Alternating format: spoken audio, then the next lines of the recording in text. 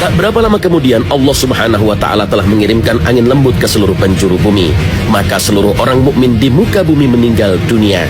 Yang tersisa hanyalah manusia-manusia yang tak lagi mengenal kebaikan, apalagi agama.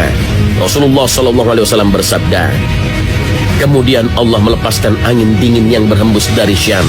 Maka tidak ada seorang pun dari manusia yang beriman kecuali dicabut nyawanya. Sehingga yang tersisa hanya manusia jahat yang tidak memiliki keimanan. Mereka tidak tahu mana yang baik dan mana yang buruk. Hingga setan muncul dan berkata, mengapa kamu tidak memenuhi seruanku saja? Mereka menjawab, apa yang kamu perintahkan kepada kami? Setan memerintahkan kepada mereka untuk menyembah berhala. Maka mereka pun mengikuti saran tersebut. Sedangkan mereka berada dalam kehidupan yang serba kecukupan. Kemudian hari kiamat pun datang.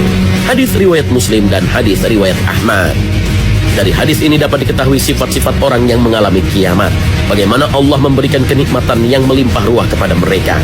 Seluruh orang-orang beriman, sekalipun keimanannya hanya sebiji sawi, semuanya dimatikan. Hal ini merupakan keagungan rahmat dan anugerah Allah bagi kaum mukmin. Nabi SAW juga menyebutkan, ilmu dan Al-Quran diangkat oleh Allah Subhanahu wa Ta'ala. Ka'bah yang disucikan dan menjadi kiblat kaum muslimin sejak Nabi Adam alaihissalam pun diangkat kesuciannya, diangkat keharamannya, dan Allah menghalalkan Ka'bah. Sehingga datanglah seorang dari Habasyah yang disebut Nabi SAW berjuluk Zu Suwaiqatain, atau sang pemilik dua betis kecil, karena kedua betis pria ini kecil dan kurus. Dia datang dan menghancurkan Ka'bah. Rasulullah SAW menjelaskan, Ka'bah akan dihancurkan oleh Zu Suwaiqatain dari Habasyah. Ia akan mengambil perhiasan-perhiasan Ka'bah dan menurunkan kiswahnya. Seakan aku melihatnya, ia seorang yang botak dan pincang dan menghantam Ka'bah dengan sekop dan linggisnya. Hadis riwayat Ahmad. Dengan demikian, yang tersisa di muka bumi hanyalah orang-orang yang tidak mengenal kebaikan dan agama. Mereka inilah seburuk-buruk manusia. Dan manusia seperti itulah penduduk bumi terakhir yang akan menghadapi kiamat.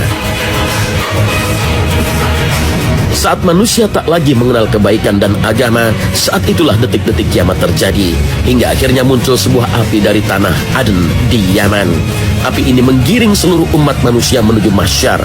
Semua orang ketakutan dan berusaha menghindar.